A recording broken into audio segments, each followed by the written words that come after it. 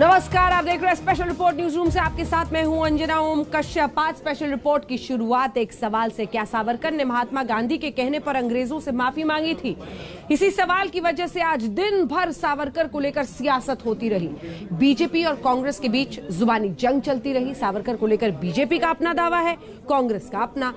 आज हम आपको बीजेपी और कांग्रेस के बीच सियासी युद्ध की वजह बने इसी सवाल का जवाब देंगे। आज हमने देश के इतिहासकारों से बात की, सावरकर पर किताब लिखने वाले लेखकों से बात की, ताकि प्रामाणिक तथ्यों के आधार पर आपके लिए सच्ची रिपोर्ट तैयार की जा सके। सावरकर पर रक्षा मंत्री राजनाथ की टिप्पणी का प्रामाणिक विश्लेषण आज हम करें।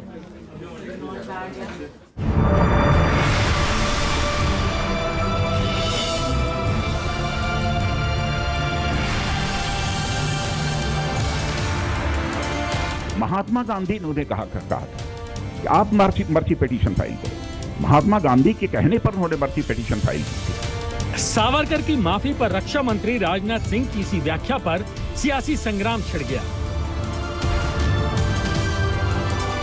क्या महात्मा गांधी के कहने पर सावरकर ने अंग्रेजों से माफी मांगी थी? इसी दावे पर सवाल उठाते हुए विपक्ष ने इतिहास को तोड़ मरोड़ कर पेश करने का आरोप बीजेपी पर लगाया है। और एक वक्त ऐसा आएगा कि अगर ऐसा ही सिलसिला चलता रहा तो महात्मा गांधी को फादर ऑफ द नेशन हटाकर सावरकर को फादर ऑफ द नेशन बना देंगे लोग। जेल में रह के ही उन्होंने दया याचिका मांगी, और एक बार नहीं, आधा दर्जन बार। क्यों माफी मांगने के बाद पूरी जिंदगी भर अंग्रेजों के साथ रहे। सावरकर भारतीय इतिहास में एक ऐसा नाम है जिसे लेकर वीरता और विवाद के किस्से हमेशा नदी के दो किनारों की तरह बहते आए हैं। आरएसएस और बीजेपी सावरकर को महान बताने वाली वीर गाथा सुनाते हुए साजिश के तहत उन्हें बदनाम करने के आरोप लगाती आई हैं। वहीं कांग्रेस समेत दूसरे दल सावरकर को अंग्रेजों से माफी मांगने वाला बताते हुए उनकी नीयत पर प्रश्न चिन्ह लगाते रहे हैं। यानी एक धड़ा सावरकर को आजादी की लड़ाई का नायक बताता है और दूसरा धड़ा उन्हें राष्ट्रवादी मानने से इनकार करता आया है।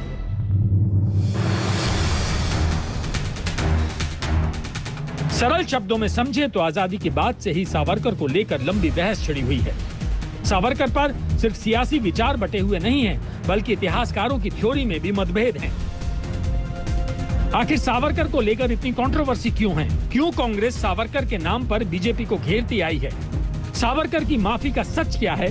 आज इसकी पड़ताल हम करेंगे। हम समझने की कोशिश करेंगे कि राजनीतिक विश्लेषक उदय माहुरकर और चिरायु पंडित की किताब Veer Savarkar the man who could have prevented partition में क्या-क्या लिखा है।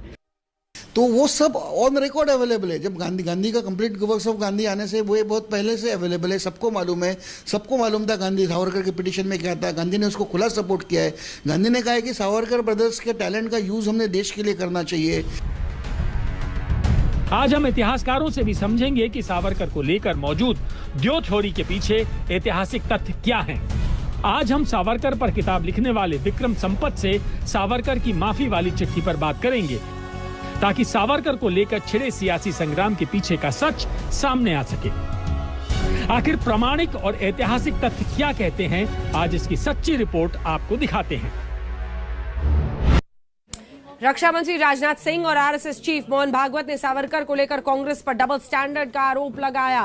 राजनाथ सिंह ने कहा है कि सावरकर को सुनियोजित साजिश के तहत बदनाम किया गया। सावरकर की महानता को माफीनामे की झूठी थ्योरी से कमजोर करने की कोशिश की गई। सावरकर पर राजनाथ सिंह ने बड़ा दावा करते हुए कहा कि उन्होंने महात्मा गांधी के कहने पर ऐसा किया था। रक्षा मंत्री के इसी दावे को लेकर कांग्रेस ने बीजेपी पर इतिहास के साथ लीपापोती करने का आरोप लगाया है।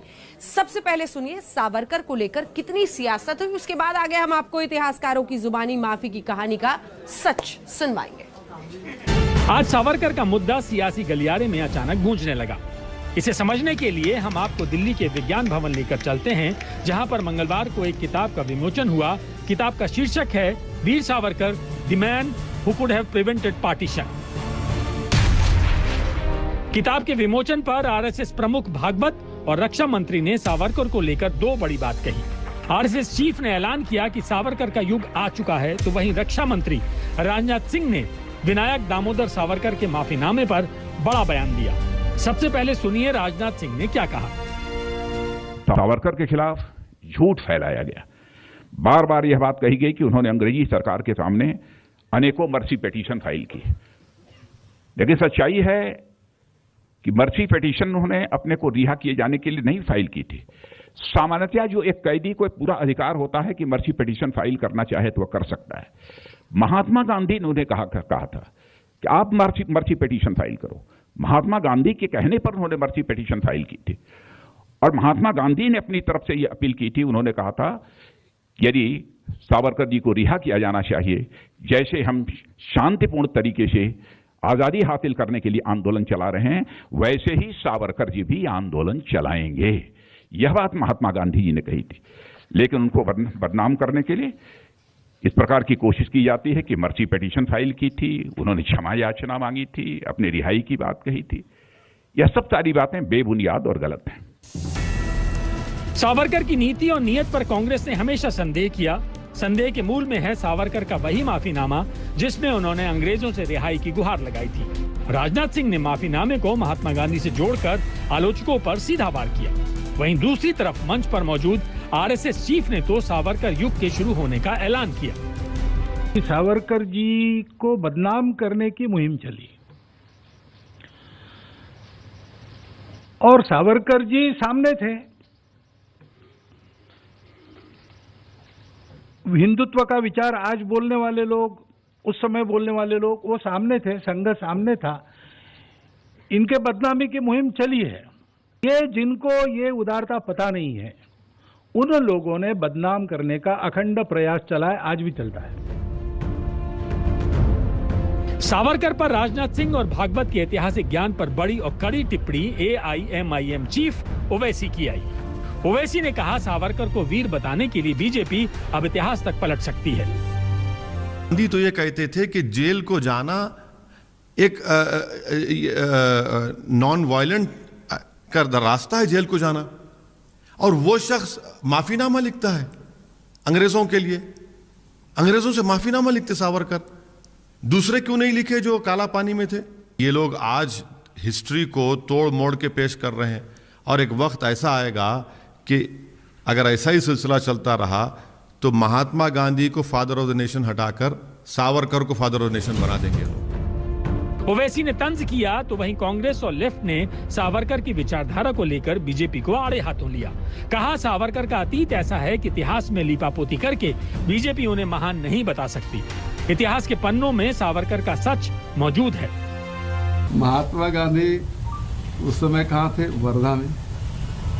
और ये कहाँ थे? सिल्वर जेल में। इनका संपर्क कैसे हो सकता है? जेल में रह के ही उन्होंने दया याचना मांगी, और एक बार नहीं, आधा दर्जन बार उन्होंने मांगे। और एक बात है सावरकर ने कि माफ़ी मांगने के बाद पूरी जिंदगी भर अंग्रेजों के साथ रहे, उसके खिलाफ एक शब्द नहीं बोले, बल्कि अंग्रेजों का एजेंडा है फूट डालो राज करो, उस एजेंडे पे काम करते रहे। और 1925 में जेल से बाहर आने के बाद दो राष्ट्र की जो बात है वो सबसे पहले सावरकर ने की। इतिहास को तोड़ मरोड़ करने के तो रिकॉर्ड ही आप समझ सकते हैं। सावरकर की जो लेख है वो लेख क्या है? हिंदुत्व क्या है? हिंदुत्व का अर्थ ये है, टू नेशन थ्योरी के आधार पर पहले सावरकर ही थे जिन्होंने कहा कि हिंदू और मुसलमान एक देश में नहीं रह सकते हैं। ये सावरकर का थ्योरी था, टू नेशन थ्योरी। और हिंदुत्व का अर्थ मनुवादी सोच के आधार पर है, और उनकी सारे लेख जो सामने हैं देश भर में, उससे ये स्पष्ट होता है। तो अभी 2021 में उस पर लीपापोती करने से उसका कोई भी क्रेडिबिलिटी नहीं बचती है। बीजेपी कह रही है कि आजादी के बाद से ही सावरकर को बदनाम करने की मुहिम चलाई गई। सावरकर की महानता पर सुनियोजित साजिश के तहत पर्दा डाला गया। अब वक्त पर्दा उठाने का है। लेकिन विपक्ष एक सुर में बीजेपी पर आरोप लगा रहा है कि इतिहास पर पर्दा नहीं डाला गया, बीजेपी की आंखों पर पर्दा पड़ा है, और वही पर्दा सावरकर के माफीनामे पर बीजेपी डालना चाहती है। ब्यूरो रिपोर्ट, आज तक।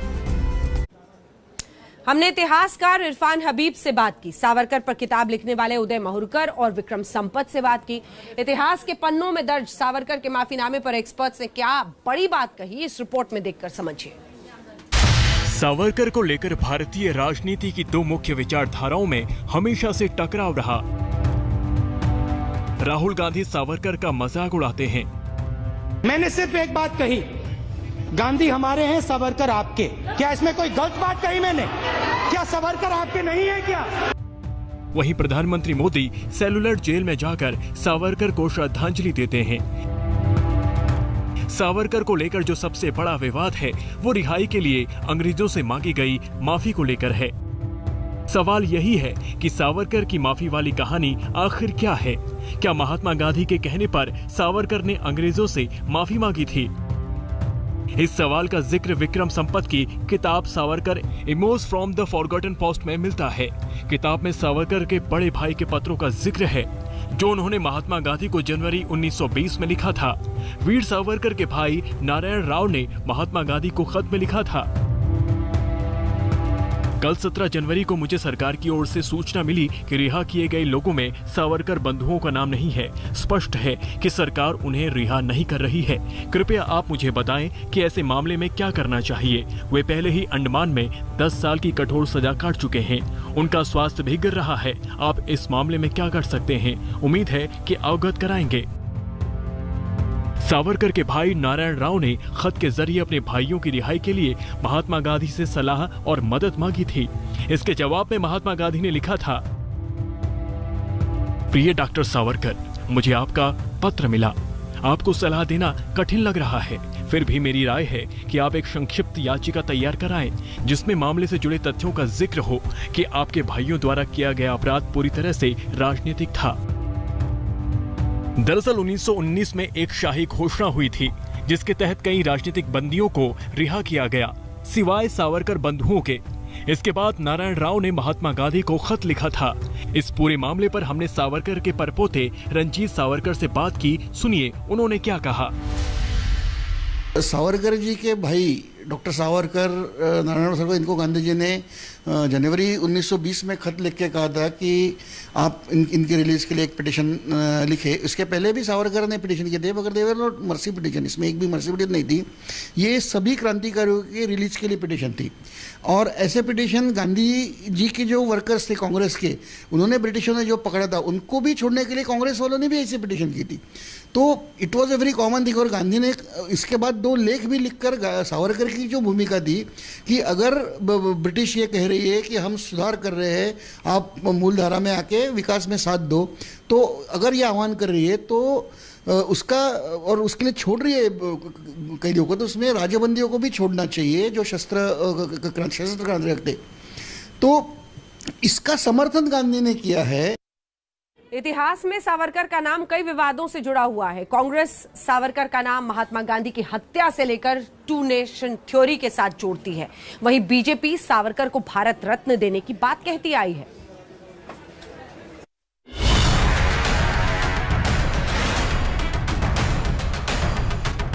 क्या सावरकर को इतिहास में अपना उचित स्थान दिलाने में कामयाब होगी बीजेपी? यही सवाल आज बीजेपी के सामने है। भले ही संसद में सावरकर की तस्वीर लग गई हो, लेकिन अभी सावरकर को लेकर बीजेपी का सपना अधूरा है। ये सपना है सावरकर को भारत रत्न दिलाने का।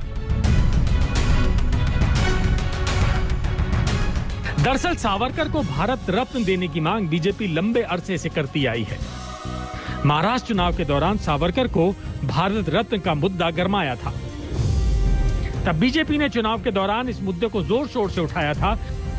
यहां आपको याद रखना है कि साल 2000 में वाजपेयी सरकार ने तत्कालीन राष्ट्रपति के.आर. नारायणन के पास सावरकर को भारत का सर्वोच्च नागरिक सम्मान भारत रत्न देने का प्रस्ताव भेजा था, लेकिन राष्ट्रपति ने उसे स्वीकार नहीं किया था। बड़ी बात यह है कि अब केंद्र में मोदी सरकार है और मुमकिन है कि सावरकर को भारत रत्न दे दिया जाए, लेकिन ये कब तक होगा ये कहना मुश्किल है। वीर सावरकर को लेकर जितनी भी बातें सुनी और पढ़ी हैं, वो एक एक घटना दृश्य बनकर जीवंत हो जाती है। वो कोठरियां जहां वीर सावरकर, बाबा भान सिंह, महावीर सिंह, इंदुभूषण रॉय जैसे सैकड़ों हजारों महान क्रांतिवीरों को यातनाएं दी गई। 26 मई 2014 को नरेंद्र मोदी ने प्रधानमंत्री पद की शपथ ली थी और 2 दिन बाद यानी 28 मई को सावरकर की 131वीं जन्मतिथि थी। इस मौके पर संसद भवन में सावरकर के चित्र के सामने सिर झुकाकर प्रधानमंत्री ने श्रद्धांजलि देकर आलोचकों को जवाब दे दिया था।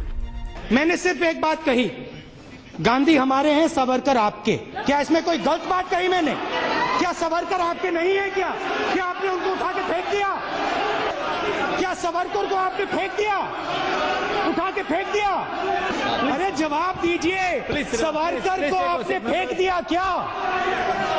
उठा के फेंक दिया, बाहर कर दिया? क्योंकि अगर आपने किया तो बहुत अच्छा किया। सावरकर पर कांग्रेस की लाइन एकदम क्लियर है। अंग्रेजों से रिहाई के लिए माफी मांगने वाले राष्ट्रवादी नहीं हो सकते। लेकिन भारत के संस्कृति मंत्रालय की माने तो विनायक दामोदर सावरकर ने कभी भी अंग्रेजों से माफी मांगी थी या नहीं, ऐसा कोई रिकॉर्ड मौजूद नहीं है। दरअसल संसद में सवाल उठा था कि क्या सावरकर ने सेल्यूलर जेल में रहते हुए ब्रिटिश हुकूमत से माफी मांगी थी या नहीं। इसके जवाब में केंद्रीय संस्कृति मंत्रालय ने संसद को यही बताया था। आज भी सावरकर को लेकर अपने अपने दावे हैं। ऐसा है कि ये किताब भारत के इतिहास में, आज़ाद भारत के इतिहास में एक यूनिक किताब है। ये पहली बार ऐसे पहलू सावरकर के बारे में लाती है लोगों के सामने जो अभी तक नहीं थे या कम थे।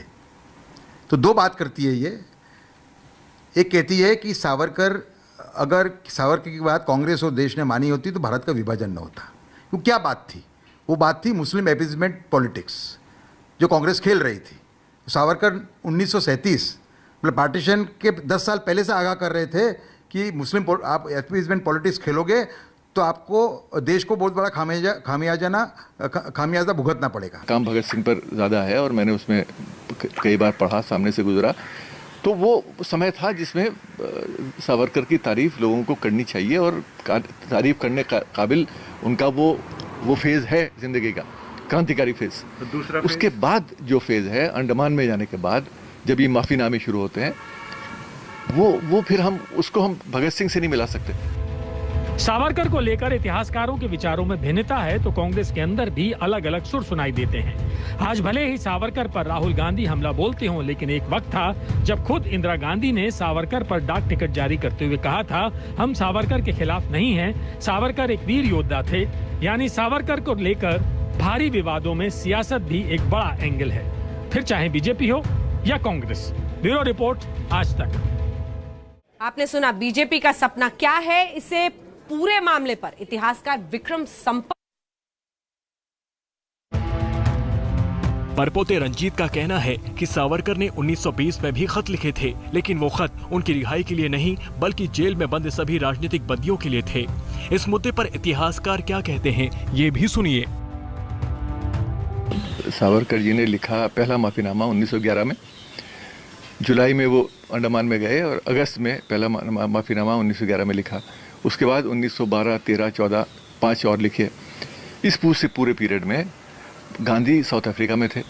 1915 में हिंदुस्तान आए और महात्मा गांधी भी नहीं बने थे उस वक्त तक, और हिंदुस्तान में उनका वो स्टेचर भी नहीं था। चंपारण आंदोलन के बाद से गांधी का एक नाम शुरू हुआ, फिर रॉलेट एक्ट के खिलाफ आंदोलन हुआ, जलियांवाला बाग हुआ, नॉन कोऑपरेशन मूवमेंट हुआ। तो ये एक पीरियड है जिसमें गांधी उभर के आते हैं, तो उस समय तो कोई मतलब ही नहीं है। सावरकर के माफीनामे को लेकर 2 तरह के तर्क रखे जाते हैं। पहला ये कि सावरकर ने अंग्रेजों से रिहाई के लिए माफी मांगी थी। दूसरा ये उन्होंने रिहाई के लिए माफी नहीं मांगी थी। सावरकर का परिवार यही कहता है कि उन्होंने माफी नहीं मांगी। कि सारी जो याचिकाएं हैं उसको अपेंडिक्स में डाल दिया है ताकि पाठक उसको पढ़ सके खुद। तो उन्होंने कुछ 7 या 8 याचिकाएं दर्ज की थी और उनमें अगर आप देखें तो कभी उन्होंने सरकार से माफी नहीं मांगी। वो एक कुशल वकील थे, तो एक कुशल वकील के तौर पे वो सरकार से ये मांग कर रहे थे कि हमारी जो संवैधानिक जो राइट्स है, अधिकार है, वो आप बता दीजिए। क्या हम एक कॉमन कॉन्विक्ट हैं जिसको बलात्कार और खून और इन सब इल्जामों में वहां पे जो खूनकार जो अपराधी थे, जो नजरबंद थे, हम उनकी तरह आप हमें ट्रीट कर रहे हैं। हम राजबंदी हैं, तो सिर्फ मैं नहीं, अपने लिए नहीं, बाकी सारे जो राजबंदी थे उनके एक वक्ता के तौर पे वो उनके अधिकारों की मांग वो हमेशा कर रहे थे। रिसर्च के दौरान गांधी की एक और लेख मिलता है जो उन्होंने 26 मई 1920 को यंग इंडिया में लिखा। उस लेख में भी महात्मा गांधी जी ने सावरकर का जिक्र किया था। भारत सरकार और प्रांतीय सरकारों के चलते कई कैदियों को शाही क्षमा का लाभ मिला है, लेकिन कई प्रमुख राजनीतिक अपराधी हैं जिन्हें अब रिहा नहीं किया गया है। मैं इसमें सावरकर बंधुओं को गिनता हूँ। वे उसी तरह के राजनीतिक अपराधी हैं जिसे पंजाब में रिहा किए गए हैं और घोषणा के प्रकाशन के 5 महीने बाद भी इन 2 भाइयों को अपनी आजादी नहीं मिली है। इतिहास में कई तरह के तथ्य मौजूद हैं और उन तथ्यों को सियासी पार्टियां वक्त वक्त पर अपने हिसाब से इस्तेमाल करती है। भले ही सावरकर के माफीनामे पर कांग्रेस सवाल उठाती है, लेकिन इस माफीनामे के बचाव में ये तर्क रखा जाता है कि सावरकर ने ही 1847 को स्वाधीनता का पहला आंदोलन कहा था। सावरकर आजादी की लड़ाई लड़ना चाहते थे और ये तभी मुमकिन होता जब वो जेल से बाहर आते। ब्यूरो रिपोर्ट, आज तक। ये विवाद हर बरस लगभग हम देखते हैं और उसी तरह से गहराता चला जाता है। बहरहाल एक ब्रेक के लिए हम रुक रहे हैं स्पेशल रिपोर्ट में, लेकिन ब्रेक के उस पार आपको दिखाएंगे आर्यन की सुनवाई आज भी ड्रग्स मामले में टली। बेल याचिका पर सुनवाई होनी थी और मन्नत में कैसे सन्नाटा पसरा हुआ है। देखते रहिए आज तक। नमस्कार, स्पेशल रिपोर्ट में न्यूज रूम से फिर आपका स्वागत है। आपके साथ मैं हूं अंजना ओम कश्यप और अब बात शाहरुख खान के बेटे आर्यन खान की। जी हां, आर्यन खान को आज फिर जमानत नहीं मिली और शाहरुख खान के घर मन्नत में फिर से सन्नाटा छा गया। आर्यन खान की जमानत के लिए 2 सीनियर वकील सतीश माने शिंदे और अमित देसाई ने जोर लगाया, लेकिन एनसीबी की तरफ से additional solicitor general Anil Singh ने आर्यन पर इंटरनेशनल ड्रग्स तस्करी का आरोप लगाया और आर्यन की गिरफ्तारी में साजिश को भी नकारा। और एएसजी की दलीलों के बाद कोर्ट ने आर्यन की जमानत पर सुनवाई कल तक के लिए टाल दी।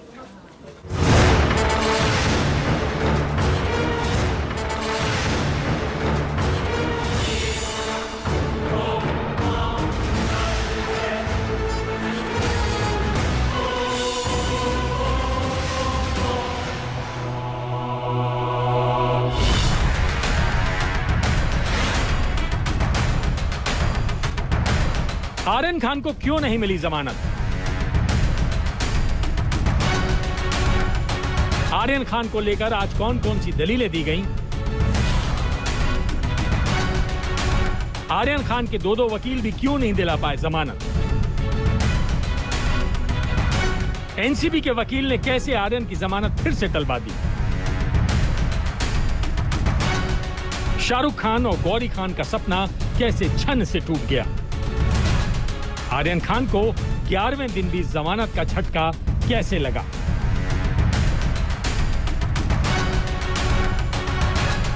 अब गुरुवार को यानी कल सुबह सुनवाई में क्या होगा?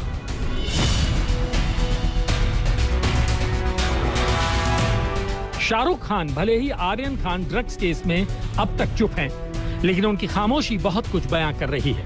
वो अपने बेटे आर्यन खान को जमानत दिलाने के लिए एड़ी चोटी का जोर लगा रहे हैं। यकीनन पैसा भी पानी की तरह बहा रहे होंगे, क्योंकि उन्होंने आर्यन खान की जमानत के लिए मुंबई के 2 नामी गिरामी वकीलों को किया है। जी हां, सतीश माने शिंदे तो पहले से ही आर्यन ड्रग्स केस को देख रहे थे। अब उन्होंने सीनियर वकील अमित देसाई को भी आर्यन की रिहाई के लिए लगाया है। हम आपको बता दें कि अमित देसाई वही वकील हैं जिन्होंने साल 2002 में हुए हिट एंड रन केस में सलमान खान को न सिर्फ जमानत दिलवाई बल्कि कोर्ट से बरी भी करवाया था। अब अमित देसाई पर जिम्मेदारी आर्यन खान को जमानत दिलाने की है। सूत्रों की माने तो शाहरुख खान इस वक्त बहुत परेशान है। वो किसी भी तरह से आर्यन को जेल से बाहर लाना चाहते हैं और सबकी निगाहें आज मुंबई के सेशंस कोर्ट में लगी थी। हर कोई यही जानना चाहता था कि क्या आज आर्यन की आर्थर रोड जेल से रिहाई हो पाएगी क्या आर्यन के दो नामचीन वकील उन्हें जमानत दिला पाएंगे? और इसी इंतजार के साथ सेशंस कोर्ट में आर्यन की जमानत याचिका पर सुनवाई शुरू होती है। सुबह 11 बजे एनसीबी ने कोर्ट में इस केस में अपना जवाब दाखिल किया और दोपहर 2 बजे के बाद अदालत में इस केस की सुनवाई शुरू हुई। एनसीबी की तरफ से अद्वैत सेठना ने बहस शुरू की तो आर्यन की तरफ से पैरवी में एक बार फिर वरिष्ठ वकील अमित देसाई उतरे। अमित देसाई ने बहस की शुरुआत करते हुए कहा, इस केस में ड्रग सेवन, बिक्री और खपत ये 3 पॉइंट्स हैं। इसमें 3 लोगों से ही जब्ती हुई है। अरबाज मर्चेंट से जो मात्रा बरामद हुई वो बहुत छोटी है, जबकि आर्यन के पास से कोई बरामदगी नहीं हुई है। अमित देसाई ने कोर्ट में अपनी दलील आगे बढ़ाते हुए कहा, एनसीबी ने टर्मिनल पर आर्यन खान और अरबाज मर्चेंट को रोका था। पंचनामे के मुताबिक आईओ ने पूछा कि क्या उनके पास ड्रग्स हैं। उन्होंने माना कि चरस है। मर्चेंट ने स्वीकार किया कि वो आर्यन खान के साथ चरस का सेवन कर रहे थे। आर्यन के वकील अमित देसाई ने कहा, आर्यन को प्रतीक गावा ने आमंत्रित किया था, लेकिन उसे गिरफ्तार नहीं किया गया है। आर्यन अपने दोस्त मर्चेंट के साथ क्रूज पर गए थे। जब वो चेक इन कर रहे थे, उन्हें एनसीबी ने रोक लिया। एनसीबी की तरफ से अद्वैत सेठना ने कहा, रिकॉर्ड में ऐसी सामग्री है जिससे पता चलता है कि आर्यन खान विदेश में कुछ ऐसे लोगों के संपर्क में थे जो ड्रग्स की अवैध खरीद के लिए एक इंटरनेशनल ड्रग नेटवर्क का हिस्सा हो सकते हैं। इसकी जांच अभी चल रही है। अमित देसाई ने कहा, आर्यन के पास ड्रग खरीदने के लिए पैसे नहीं थे, उनके पास बेचने के लिए ड्रग नहीं थी, उनके पास सेवन करने के लिए ड्रग नहीं थी, वे बिक्री में शामिल नहीं थे। मर्चेंट ने भी केवल सेवन की बात कही है। आर्यन का दूसरे आरोपियों से कोई संबंध नहीं है। अमित देसाई ने कहा, एनसीबी की दलील है कि दोनों आरोपी जुड़े हुए हैं, वे दोस्त हैं, हम इसे स्वीकार करते हैं। दोनों एक साथ बड़े हुए हैं, एक दूसरे को जानते हैं, लेकिन इंटरनेशनल लिंक के आरोप बहुत गंभीर और भयावह हैं, जिन्हें आर्यन पर थोपा गया है। उन्हें इस शब्द का प्रयोग करने में बहुत सतर्क रहना चाहिए था। जैसे ही आर्यन के दिग्गज वकील की दलीलें खत्म हुई, एनसीबी के वकील additional solicitor general Anil Singh court पहुंचे और उन्होंने आर्यन की जमानत के खिलाफ बोलना शुरू किया। एएसजी अनिल कुमार सिंह ने कहा, पूरी व्हाट्सएप चैट इस केस के लिए अहम है, लेकिन हमने इसमें से कुछ खास लोगों को ही चिन्हित किया है। व्हाट्सएप चैट में थोक मात्रा में प्रतिबंधित सामग्री की खरीद की बात है। विदेशी नागरिकों के साथ भी खूब बातें हुई हैं। एएसजी अनिल कुमार सिंह ने कहा, अब तक हमने इस मामले में 20 लोगों को गिरफ्तार किया है, जिनमें से 4 ड्रग तस्कर हैं। इसमें आचित कुमार ड्रग पेडलर है, जिससे कमर्शियल क्वांटिटी मिली है, उससे आर्यन और अरबाज ने बात की है। एक और आरोपी शिवराज भी अरबाज के संपर्क में था। बहस को आगे बढ़ाते हुए एएसजी अनिल कुमार सिंह ने कहा, आर्यन और विदेशी नागरिक के बीच व्हाट्सएप चैट में हार्ड ड्रग की कमर्शियल मात्रा और भुगतान के कुछ मोड के बारे में बात हो रही है। ये बात व्यक्तिगत उपभोग के लिए नहीं हो सकती है। हमने विदेश मंत्रालय से संपर्क किया है ताकि विदेशी नागरिक का पता लगाया जा सके। इससे पहले आर्यन के वकील सतीश माने शिंदे ने कहा था, मेरी एक ही रिक्वेस्ट है कि एएसजी अपनी बहस आज ही पूरी कर लें, तब हम कल इस पर बहस करेंगे। इस पर एएसजी ने कहा, मैं आज बहस शुरू करूंगा, जो कुछ बात बचेगी वो कल पूरी करूंगा, आपसे मेरी ये रिक्वेस्ट है। और कोर्ट ने आर्यन की जमानत याचिका पर सुनवाई 14 अक्टूबर की सुबह 11 बजे के लिए टाल दी। हम आपको बता दें कि आर्यन खान की जमानत पर शुरुआत में एनसीबी की तरफ से मोर्चा सीनियर वकील अद्वैत सेठना ने संभाला था और उनके मुकाबले खड़े थे आर्यन के वकील अमित देसाई। एनसीबी ने सुबह कोर्ट में अपना जवाब दाखिल किया था। एनसीबी के इस जवाब से ही साफ था कि वो किसी भी कीमत पर आर्यन खान को जमानत पर छूटने देना नहीं चाहती थी। विद्या के साथ दिव्येश सिंह, मुंबई, आज तक। आर्यन को जमानत दिलाने के लिए उनके वकील अमित देसाई ने एनसीबी को घेरने की पूरी कोशिश की और कहा कि हम एनसीबी के जवाब में बार बार अवैध तस्करी शब्द देख रहे हैं और ये कोई गंभीर अपराध नहीं है। आर्यन के पास से कोई जब्ती नहीं हुई है, लेकिन एनसीबी आर्यन की जमानत के खिलाफ अड़ी हुई है। आर्यन को गिरफ्त में आए आज 11 दिन हो गए हैं। शाहरुख खान और गौरी खान का दिल बैठा जा रहा है। उनके घर मन्नत में मिलने वालों का तांता लगा हुआ है। उधर आर्यन खान जेल में जमानत का इंतजार कर रहे हैं।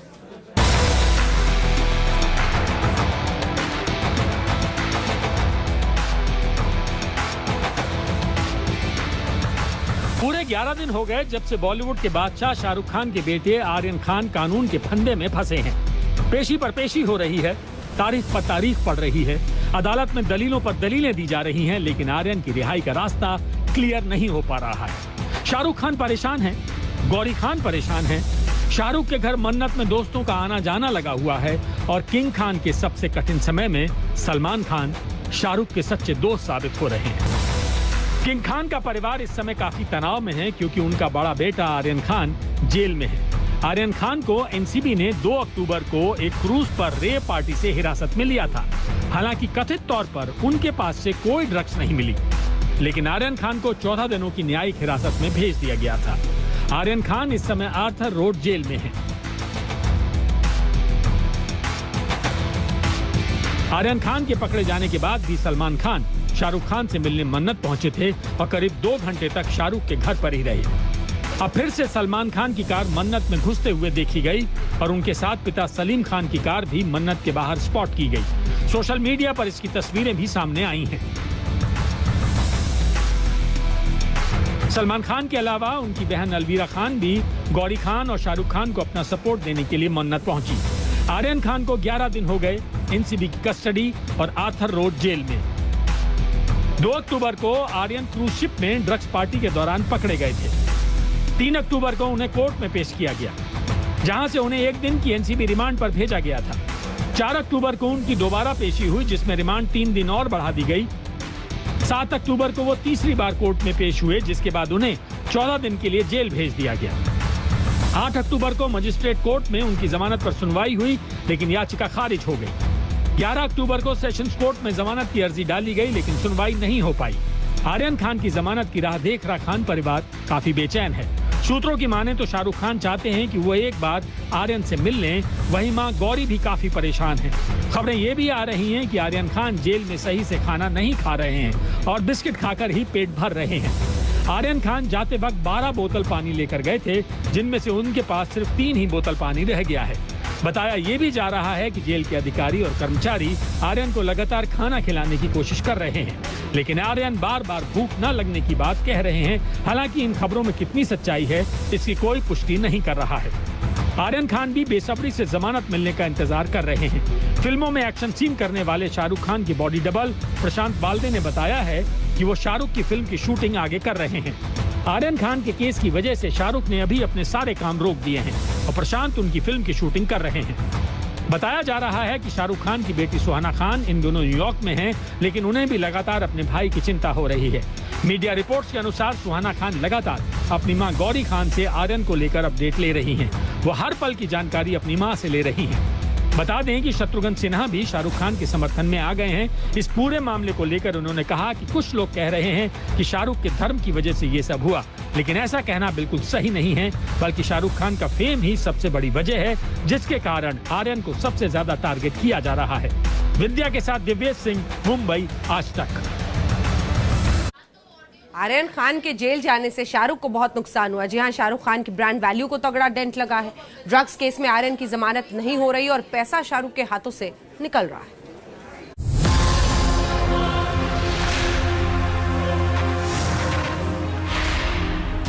शाहरुख खान की ब्रांड वैल्यूएशन जबरदस्त है।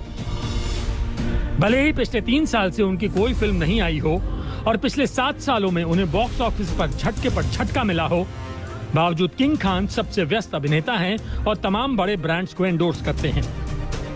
आपको बता दें कि शाहरुख खान की ब्रांड वैल्यू 378 करोड़ बताई जा रही है। किंग खान को इस समय 40 ब्रांड प्रमोट कर रहे हैं और हर एक ब्रांड एंडोर्समेंट के लिए शाहरुख की फीस है लगभग 4 करोड़ रुपए। ब्रांड वैल्यू के मामले में शाहरुख खान टॉप 5 लिस्ट में चौथे पायदान पर हैं। आर्यन के ड्रग्स के केस में फंसने के बाद ब्रांड्स को बड़ा नुकसान हो रहा है, क्योंकि शाहरुख खान को ब्रांड एंडोर्समेंट की फीस दी जा चुकी है, लेकिन दर्शकों के विरोध के सुर इतने तेज हो गए हैं कि नए एड और फिल्म या प्रमोशन पर ट्रोल होने के डर से सभी ब्रांड पॉज का बटन दबा चुके हैं। फोर्ब्स के अनुसार शाहरुख खान की नेटवर्थ है 5,116 करोड़ रुपए। शाहरुख के पास इस वक्त कई हाई प्रोफाइल ब्रांड्स हैं, जिसमें Dubai tourism, ICICI bank, Hyundai, LG, Reliance Jio, Byju's और कई दूसरे ब्रांड। आर्यन केस के बाद चर्चाएं हैं कि फिलहाल मोस्ट वैल्यूड एडुटेक स्टार्टअप के रूप में प्रतिष्ठित बायजूस ने शाहरुख के विज्ञापनों पर रोक लगा दी है। शाहरुख साल 2017 से बायजूस का चेहरा है। शाहरुख के साथ कंपनी की एडवांस बुकिंग है। हाल ही में एक नया एड कैंपेन भी तैयार किया गया था, बावजूद इसके विज्ञापनों को रोकने का फैसला लिया गया। फिलहाल ये साफ नहीं है कि बायजूस ने मौके की नजाकत को समझते हुए रोक कुछ वक्त के लिए लगाई है या फिर आगे भी शाहरुख स्टार्टअप का ब्रांड एम्बेसडर नहीं रहेंगे। इसमें कोई शक नहीं कि बेटे आर्यन खान की वजह से शाहरुख के प्रोफेशनल कमिटमेंट्स पर बहुत बुरा असर पड़ा है। बायजूस से पहले किंग खान को पठान की शूटिंग टालनी पड़ी। अजय देवगन के साथ एक विज्ञापन का शूट बिल्कुल आखिरी मौके पर रद्द करना पड़ा। शाहरुख कहीं निकल नहीं रहे हैं, उनके कई महत्वपूर्ण प्रोजेक्ट्स पाइपलाइन में हैं। आज तक ब्यूरो। हम रुक रहे हैं इसी के साथ एक ब्रेक के लिए। ब्रेक के उस पार देश भर में मनाया जा रहा है दुर्गा अष्टमी का महापर्व। देखते रहिए स्पेशल रिपोर्ट। आज देश भर में महाअष्टमी का त्योहार मनाया जा रहा है। असम से राजस्थान तक और दिल्ली से उज्जैन तक आस्था की लहर है। मंदिर और दुर्गा पंडाल में भक्तिभाव से भरे भक्त मां दुर्गा की अर्चना आरती कर रहे हैं। गोरखपुर से सीएम योगी की तस्वीरें। गोरखपुर में सीएम योगी, पटना में मुख्यमंत्री नीतीश कुमार, जयपुर में सीएम अशोक गहलोत ने मां दुर्गा की स्तुति की। तो देश नवरात्रि के उत्सव में सराबोर है। मां दुर्गा के 8वें स्वरूप महागौरी की आराधना हो रही है। ढोल की थाप पर थिरक रहे हैं पांव। तस्वीरें कोलकाता की है। कोलकाता में दुर्गा पूजा का रंग गहरा चढ़ा है। आस्था के सागर में हिलोरे ले रहा है। शहर में घंटियां बज रही हैं, ढोल बज रहे हैं। माता रानी के आभा मंडल में खोए लोग आपको नाचते हुए दिख रहे हैं।